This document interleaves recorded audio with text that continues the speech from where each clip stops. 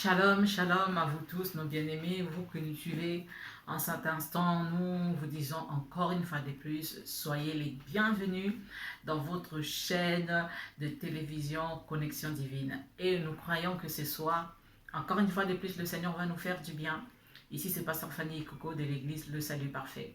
Nous remercions les Seigneurs pour cette grâce qu'il nous a fait encore une fois de plus ce soir, ou même ce matin ou cet après-midi, peu importe l'heure dans laquelle vous nous suivez.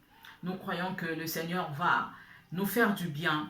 Depuis le premier, nous avons été bénis par beaucoup de servants de Dieu qui sont passés avec le message du Seigneur. Et nous croyons encore une fois de plus que ce soir, le Seigneur va nous faire du bien.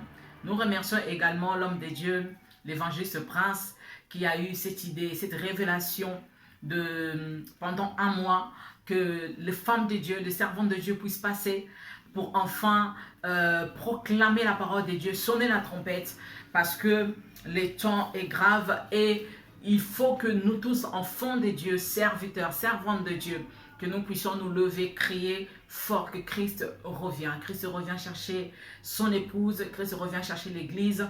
Et l'Église au corps du Christ, les enfants de Dieu, nous devons nous préparer en conséquence. Et nous lui disons vraiment merci. Je suis vraiment très reconnaissante, non seulement au Seigneur Dieu qui a permis que nous puissions être là, mais également à l'homme de Dieu qui a fait appel à mon intervention. Que Dieu vraiment vous bénisse là où vous êtes, évangéliste Prince.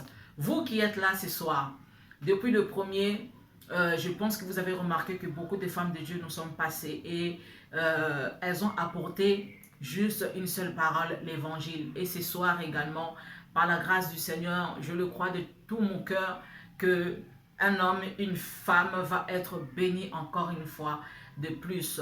Je remercie encore le Seigneur. Je lui dis encore merci pour cette grâce. Merci pour sa faveur. Merci pour ses bontés parce qu'il est merveilleux. Alors vous qui êtes là directement sur Facebook, je veux juste vous inviter à partager la vidéo. Non seulement à partager, mais à inviter également vos amis, vos connaissances, tous vos contacts. Partagez dans tous les groupes que vous avez. Invitez. Dites-leur qu'il est l'heure. Nous devons être là pour écouter l'ainsi dit l'Éternel. Parce que ce soir, encore une fois de plus, le Seigneur va bénir une personne. Cette parole, c'est pour toi. Cette parole, c'est pour moi. Tu vas être béni ce soir et tu dois vouloir également que ton prochain soit également béni. Tu dois être une source de bénédiction pour une personne. Alors, pendant ces temps, est-ce que s'il te plaît, tu peux juste partager la vidéo? Invite, partage.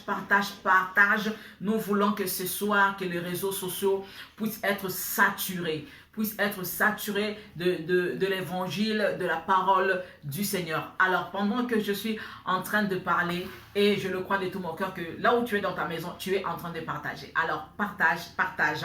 C'est l'heure, nous sommes là. Nous sommes là parce que nous voulons élever l'étendard de notre Seigneur, non seulement lever l'étendard de notre Dieu, mais également crier haut et fort que Christ revient. Oui, Christ revient et nous faisons de son arrivée notre affaire. Nous faisons de son arrivée, de son avènement notre affaire parce que nous devons crier haut et fort que l'époux arrive parce que nous sommes l'épouse de Christ. Amen. Soyez bénis là où vous êtes dans vos maisons.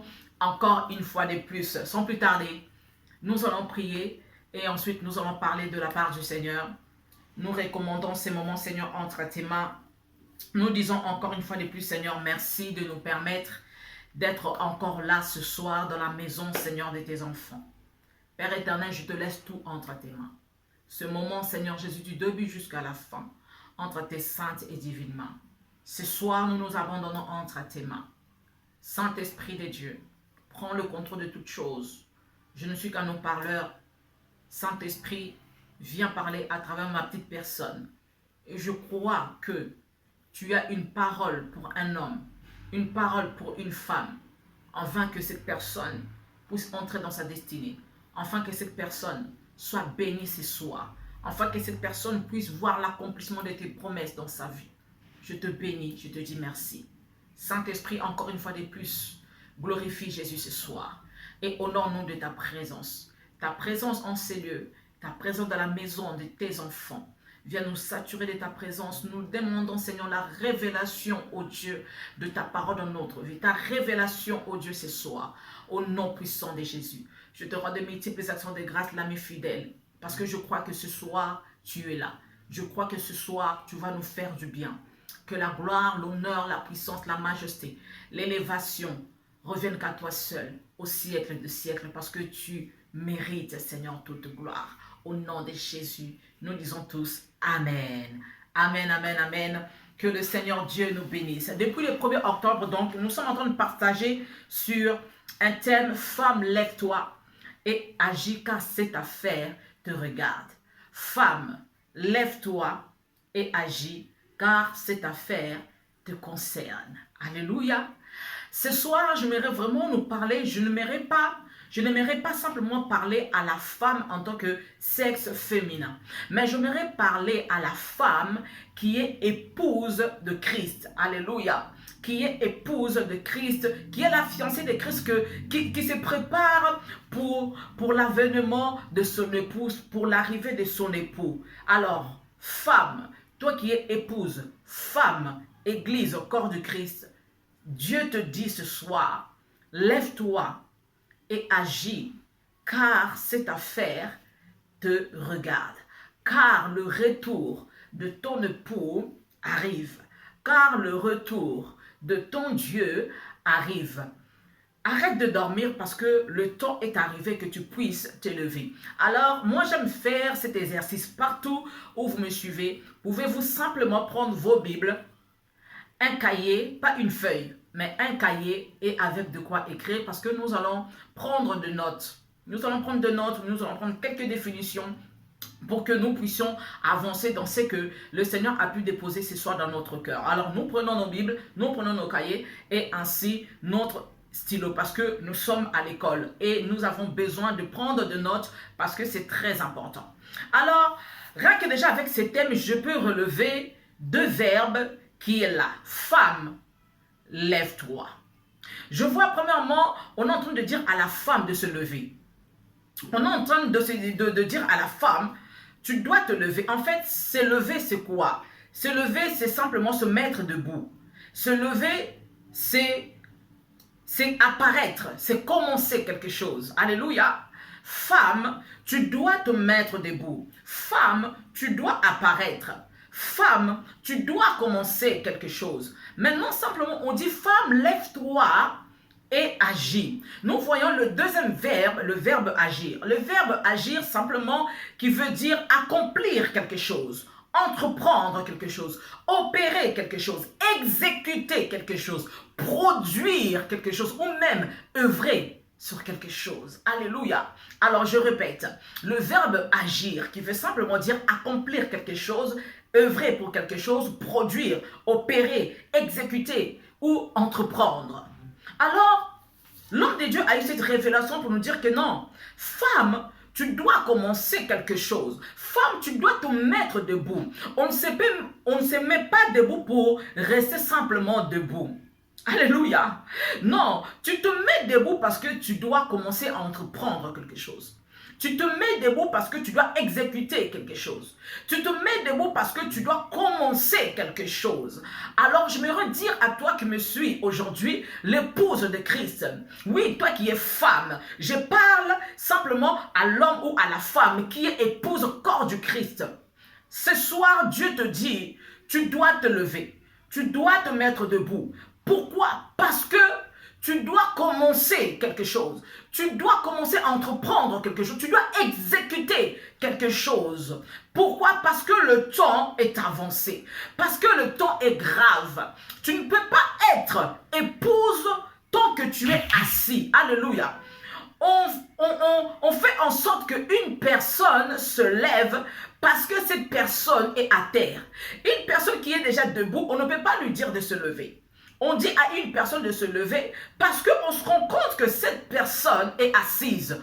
Peut-être que cette personne n'est pas simplement assise, mais cette personne est allongée.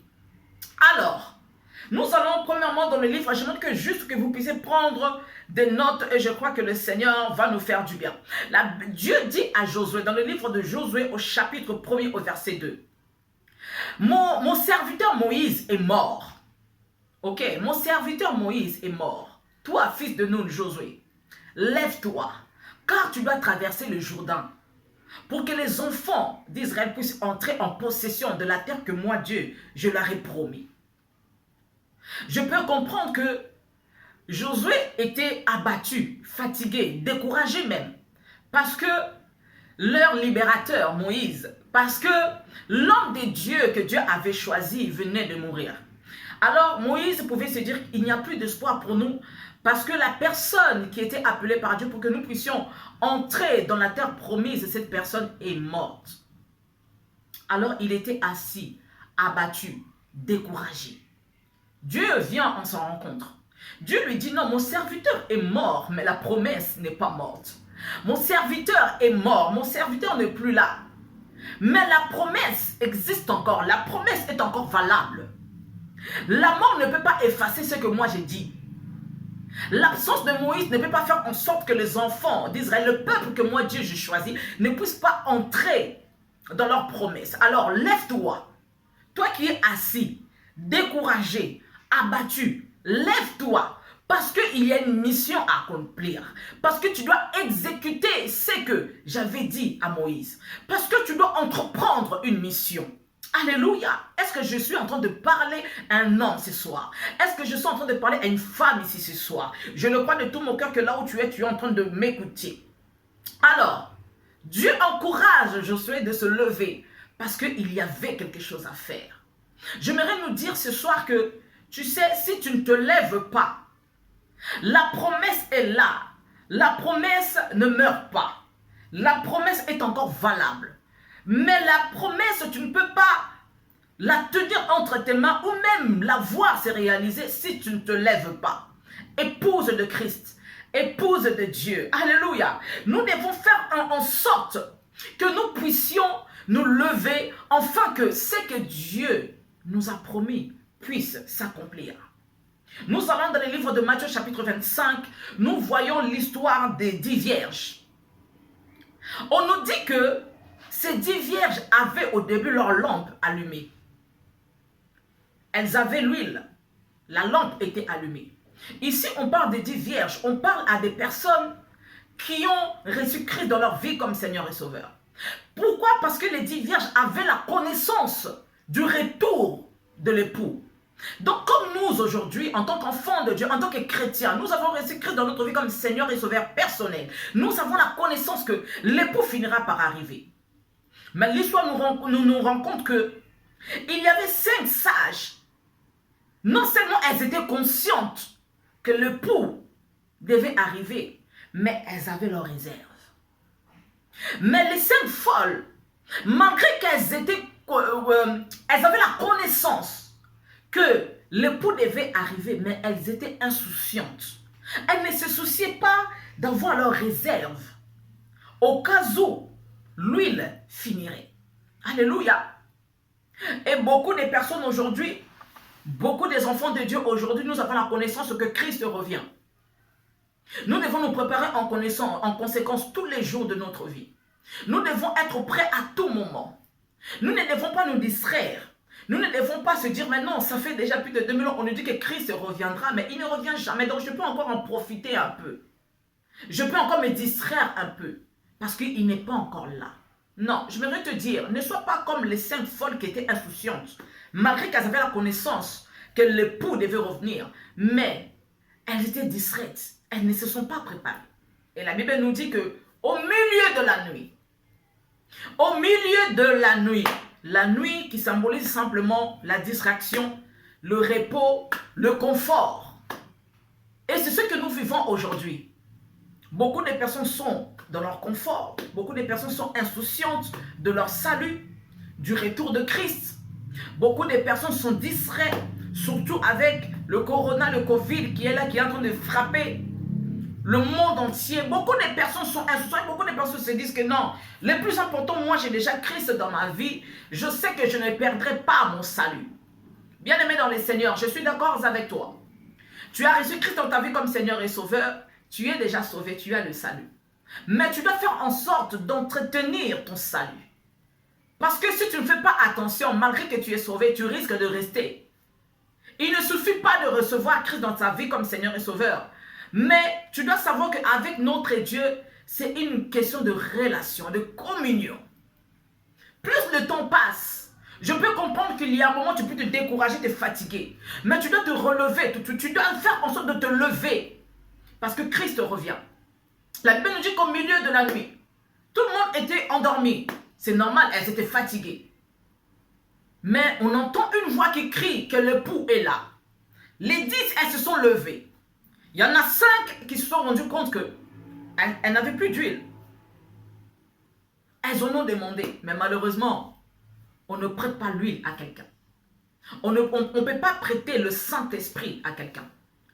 Le Saint-Esprit fera en sorte que nous puissions entendre la trompette qui sonnera quand Christ reviendra. Mais quand tu es dans la distraction, et le Saint-Esprit n'aime pas la distraction. Quand tu es dans ton confort, tu crois que j'ai encore le temps, le Saint-Esprit ne pourra pas être là pour t'avertir que l'époux est déjà là. Et malheureusement, ces 5 folles sont restées. Et l'époux leur a dit que je ne vous ai jamais connus. C'est pourquoi, par la grâce du Seigneur, la révélation que l'homme de Dieu a eue, l'évangéliste Prince, pour que les servantes de Dieu, ensemble, main dans la main, dans le même esprit, dans la communion fraternelle, que nous puissions sonner la trompette. L'heure est grave. Christ revient. Il y a des âmes qui sont en train de mourir. Il y a des âmes qui sont refroidies.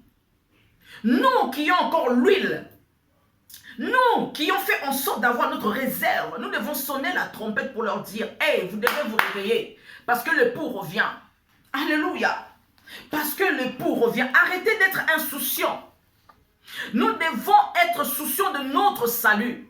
Nous devons être souciants de toutes les âmes qui sont en train de se perdre, de toutes les âmes qui se sont rétrogradées, de toutes les âmes qui se sont peut-être perdues. Pourquoi? Parce que ça fait longtemps qu'on entend la promesse de Dieu, Dieu n'agit pas. Parce que ça fait longtemps que je prie, je ne vois pas la main de Dieu. Tu peux être découragé, mais ce soir, toi qui es là, toi qui m'écoutes, j'aimerais simplement te dire, non, tu ne dois pas te décourager. Non, tu dois faire en sorte de te lever.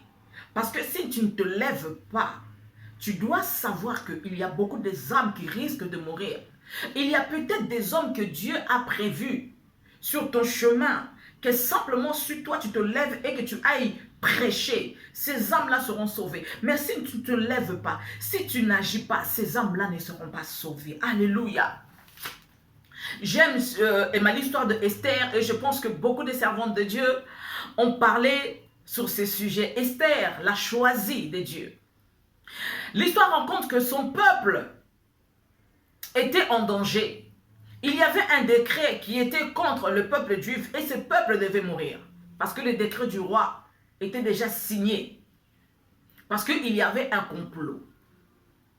Mardoché a envoyé un message à Esther pour lui dire que toi tu es dans la maison du roi. Ne crois pas que toi tu seras épargné. Non, ne le crois pas. Nous ici nous souffrons.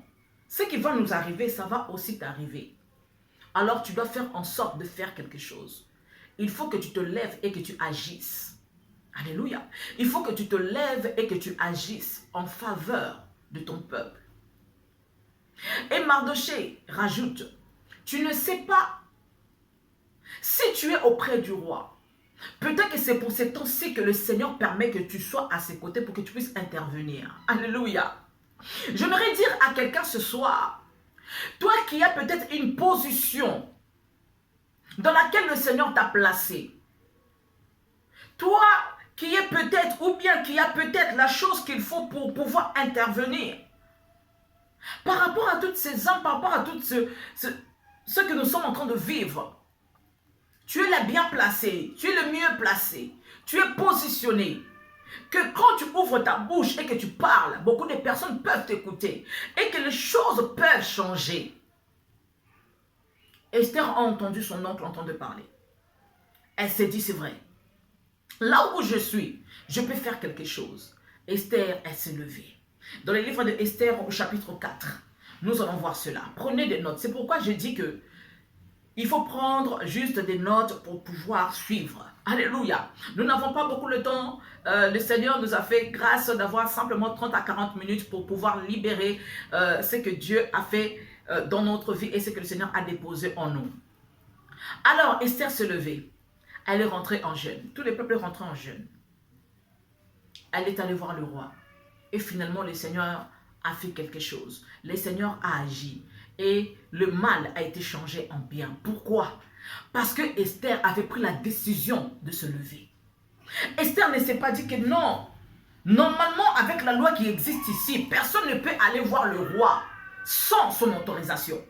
Toute personne qui va aller voir le roi sans pour autant demander au roi va être mise à mort. Esther ne s'est pas dit non, je ne peux pas parce qu'il y a ceci, parce qu'il y a cela. Mais Esther avait simplement la foi en son Dieu que c'était pour une bonne cause.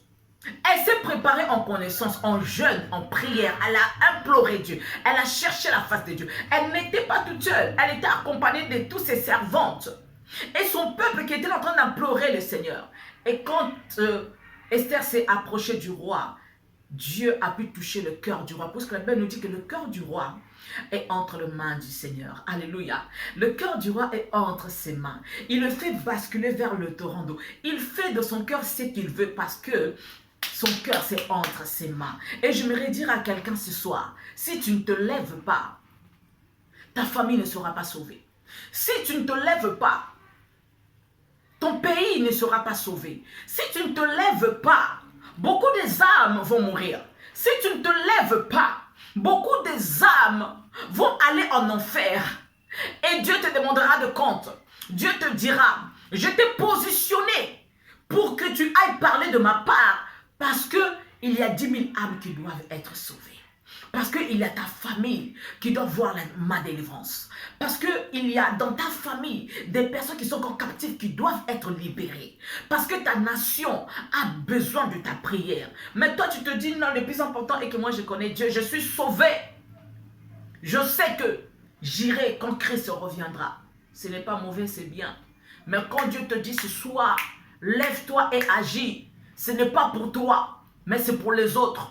Quand Dieu t'interpelle ce soir, Dieu te dit, hey Fanny, tu dois te lever, tu dois agir. Parce que le monde attend avec un ardent désir la révélation des fils de Dieu. Où sont l'épouse? Où sont les filles et les fils de Dieu qui peuvent se dire que non, aujourd'hui, nous levons et nous agissons parce que le temps est arrivé que le monde puisse reconnaître que c'est Christ qui est le roi des rois et le Seigneur des seigneurs. Alléluia. Si tu ne te lèves pas, rien ne va se produire. Il ne suffit pas simplement de se lever pour que Dieu puisse te voir que tu te levais. Mais lève-toi et agis. Lève-toi et exécute ce que Dieu attend de nous. J'aime l'histoire de Néhémie. L'homme de Dieu Néhémie. Il a entendu dire que le mur de Jérusalem qui était détruit,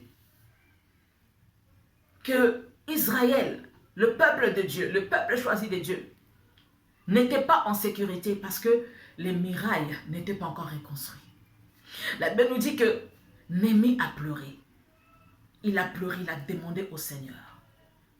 Et Néhémie, il a pris courage, il s'est levé. Il s'est levé, il est allé voir les enfants d'Israël pour leur dire que nous allons bâtir le muraille. Nous allons faire quelque chose. Depuis tout ce temps, tant que Néhémie ne s'était pas levé, ne s'était pas pris la décision d'aller reconstruire les murailles, personne, je dis bien personne, la Bible nous dit que personne ne s'était levé. Mais c'est jusqu'au jour où Néhémie a pris la décision de se dire, je me lève. J'irai reconstruire le muraille de Jérusalem parce que ça lui portait à cœur. Alléluia. Tant que tu ne te lèves pas, Dieu fera en sorte que personne ne se lève avant toi jusqu'à ce que toi tu te lèves. Quand Néhémie s'est levé, il est allé voir les enfants d'Israël. Il leur a prêté main force. Il leur a dit voilà ce qu'on va faire. Tout le monde est venu le voir pour l'encourager. Nous avons commencé à reconstruire les murailles. Malgré que il y avait certaines personnes, les Tobija à côté, qui se moquaient encore de lui. Mais il avait la foi parce que ça le tenait à cœur. Je ne sais pas aujourd'hui, qu'est-ce qui te tient à cœur? Quand tu vois la jeunesse en train de mourir, ça ne te dit rien. Quand tu vois ta famille famille encore emprisonnée, encore dans la prison spirituelle, encore dans la malédiction, encore dans les liens, qu'est-ce que tu fais? Tu ne pleures pas. Ça te réjouit le cœur? Non. Bien-aimés, vous savez, c'est le fardeau qui peut faire en sorte que nous puissions nous lever et poser l'acte. C'est le fardeau au-dedans de nous qui va faire en sorte que nous puissions prendre conscience qu'il y a un problème, ça ne va pas. Mais ce soir, j'aimerais te dire, voici la trompette que nous sonnons tout le mois d'octobre. Il y a un danger. Le peuple de Dieu est en train de mourir. Les enfants de Dieu sont en train de mourir. La Bible nous dit que l'enfer n'a pas été créé pour l'homme. Non, l'enfer a été créé pour Satan et ses acolytes. Ce que Dieu veut est que tout homme soit sauvé. Christ est venu sur la terre afin que tout être humain soit sauvé. Tu es sauvé. Gloire à Dieu. Mais tu dois avoir les fardeaux de tous ceux qui ne connaissent pas le Seigneur. Tu dois avoir les fardeaux de tous ceux qui sont perdus. Tu dois avoir les fardeaux de tous ceux qui se sont détournés du chemin du Seigneur. Oh, j'aime ce que Ésaïe 60 nous dit. Ésaïe 60 nous dit, lève-toi, sois éclairé. Sois éclairé. J'aimerais dire à quelqu'un ce soir que le temps est arrivé, que nous puissions quitter notre confort, que nous puissions sortir de notre coucou, que nous puissions quitter les quatre murs, que nous puissions quitter nos bâtiments qu'on appelle église, bâtiments, et que nous puissions sortir. Parce qu'aujourd'hui, Dieu est en train de nous dire, hey, ma fille, mon fils, lève-toi.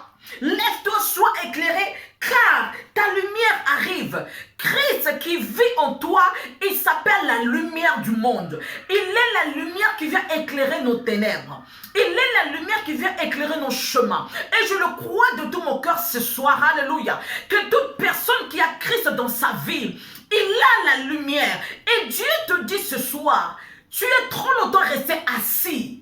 Tu es trop longtemps resté allongé. Tu es trop longtemps resté dans ta zone de confort. Tu es trop longtemps resté dans ton coucou. Il est temps que le monde puisse te voir. Il est temps que le monde reconnaisse qu'il y a des enfants de Dieu. Il est temps que le monde puisse reconnaître qu'il y a un Dieu qui existe et qu'il y a également son peuple qui se lève. Bien-aimés, vous savez, surtout nous ici en France, nous, les évangéliques, nous sommes réduits à des associations. Ce n'est pas grave. Mais nous croyons que nous avons un Dieu qui n'est pas simplement puissant, mais qu'il est le tout-puissant. C'est lui qu'on appelle El Shaddai. C'est lui qu'on appelle le roi des rois. C'est lui qu'on appelle le vainqueur de Golgotha. C'est lui qu'on appelle le ressuscité du troisième jour. C'est lui qui est assis sur son trône. Nous croyons que nous avons un Dieu qu'on ne peut pas arrêter. Même si vous promulguez de lois contre nous, même si vous faites en sorte, bien aimé, de nous freiner, ce n'est pas un problème.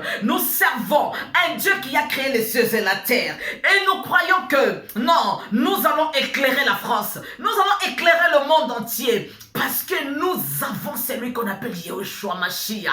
Nous avons celui qu'on appelle Emmanuel. Et le Seigneur Dieu est en nous. Ésaïe 60 te dit ce soir, mon frère, lève-toi, sois éclairé, car ta lumière arrive. Non seulement la lumière de Dieu arrive, mais la gloire de Dieu se lève sur toi. Non seulement quand tu vas te le bien aimer, tu sais, quand tu es assis, Dieu aussi est assis. Quand tu es assis, les anges sont paralysés. Quand tu es assis, la gloire de Dieu ne peut pas se manifester. La Bible nous dit, lève-toi et tu seras éclairé. Lève-toi, sois éclairé car ta lumière arrive. Et la gloire de l'Éternel se lève sur toi. J'aime ce que la Bible nous dit. Et la gloire de l'Éternel se lève sur toi. La gloire de l'Éternel, c'est ce qu'on appelle le kabod. Alléluia. Le poids de Dieu. Quand le poids de Dieu va se lever dans ta vie, toi qui étais peut-être timide, tu n'arrivais pas à parler. Toi qui étais peut-être fermé, tu n'aimais pas parler devant les gens. Tu n'aimais pas aller vers les gens. Mais quand la kabod de Dieu, quand le poids de Dieu, quand la gloire de Dieu va venir sur toi, bien-aimé, oh, la peur va disparaître. La peur va aller loin de toi parce que tu dois annoncer la bonne nouvelle. Tu dois dire à cette personne qui est en train de pécher d'arrêter de pécher parce que Christ revient. Tu vas te lever comme levé après la Pentecôte. Il est allé prêcher et prêcher l'évangile de Dieu. Tu verras enfin, bien-aimé, quand le Seigneur va faire en sorte que sa gloire se lève dans ta vie, que sa gloire puisse, bien-aimé, te prendre. Peu importe, même si les ennemis se lèvent contre toi. Bien-aimé, le poids de Dieu, la gloire de Dieu, quand elle va se lever dans ta vie, que 1000 tombent à tes côtés, 10 000 à ta droite, toi, tu ne seras pas atteint. Parce que quand le poids de Dieu est sur toi, on ne peut pas te soulever. Quand le cabode de Dieu est sur toi, on ne peut pas te prendre et te soulever parce que tu es positionné. Tu sais, une personne qui est positionnée par Dieu, pas par les hommes, cette personne, même si les ennemis se lèvent contre toi, les ennemis ne pourront rien faire. Parce que ce n'est pas l'homme qui m'a positionné, mais c'est Dieu qui m'a positionné. Le positionnement que nous avons, ou bien la position que nous avons, c'est être enfant de Dieu. Et ce n'est pas un homme qui a dit que j'étais enfant de Dieu, mais c'est Dieu qui m'a appelé mon élu. C'est Dieu qui m'a appelé, c'est toi que je choisis, que je te connaissais depuis que tu étais dans le ventre de ta mère. Je t'avais choisi, je t'avais établi, je t'avais positionné parce que tu dois faire en sorte que tu te lèves et que tu puisses exécuter ma volonté parce que je reviens chercher l'église. Christ dit ce soir, à nous qui êtes là ce soir, enfants de Dieu, Christ revient. Christ revient et ce n'est pas des histoires, ce n'est pas du blabla. Mais réellement, Christ revient. Oui, les signes sont là déjà. Les signes nous démontrent que Christ est déjà à la porte. L'époux est déjà là. Il va bientôt faire son entrée. Toi qui restes là dans ta zone de confort, tu vas juste à l'église, tu es juste un dimanchard. Mais tu continues à mener ta vie comme toi tu veux. Christ n'est pas au centre de ta vie. Sache que Christ, quand il reviendra, bien-aimé, même si tu dis Seigneur, mais je t'ai servi depuis ma jeunesse, mais je partais à l'église chaque dimanche, je donnais mon offrande, Dieu te dira, je suis d'accord avec toi, mais je ne t'ai jamais connu. Je ne t'ai jamais connu. Alléluia. Et ça serait malheureux pour toi. Oh, un homme a dit, quand tu vas rentrer en enfer, quand tu iras en enfer, quand tu vas y aller, tu dois avoir la connaissance de pourquoi est-ce que tu y vas. Ne sois pas étonné quand tu vas arriver en enfer, te poses des questions, mais qu'est-ce que je fais là? Qu'est-ce que je fais ici? Et ça va être malheureux pour toi. Je préfère que tu ailles en enfer en connaissant ta position, en connaissant ta vie, que si je suis ici, parce que tout simplement, je n'ai pas mené ma vie comme il fallait. Et que tu ailles en enfer, que tu commences à te demander, mais qu'est-ce que je fais là? Bien aimé, tu auras perdu ton temps. Soit tu es avec Dieu, soit tu n'es pas avec lui. Soit tu as les deux pieds dans la barque, soit tu n'as pas les deux pieds dans la barque. Tu ne peux pas avoir un pied dans la barque et un pied dans l'eau. Ce n'est pas possible. Dieu dira, non, si tu es chaud, ni froid, ni chaud, je vais te vomir. Parce que Dieu n'aime pas les mélanges. Et la Bible nous dit que notre Dieu, c'est un Dieu jaloux. On ne peut pas les mélanger avec d'autres dieux. Soit tu appartiens à Dieu, soit tu n'appartiens pas à Dieu. Soit tu es du royaume de Dieu, soit tu es du royaume de Satan. Et moi, j'aimerais te dire, bien-aimé, être en Christ, c'est le plus beau cadeau que Dieu nous a donné. Faire de Christ notre centre, faire de Christ notre vie, bien-aimé, c'est la meilleure chose que tu peux avoir. Tu ne sais pas qu'est-ce que tu rates. Pourquoi? Parce qu'en Christ, même si tu n'as pas d'argent, tu es heureux, tu as la joie, tu rayonnes. Même si tu es malade, tu as l'assurance que ton Dieu te donne.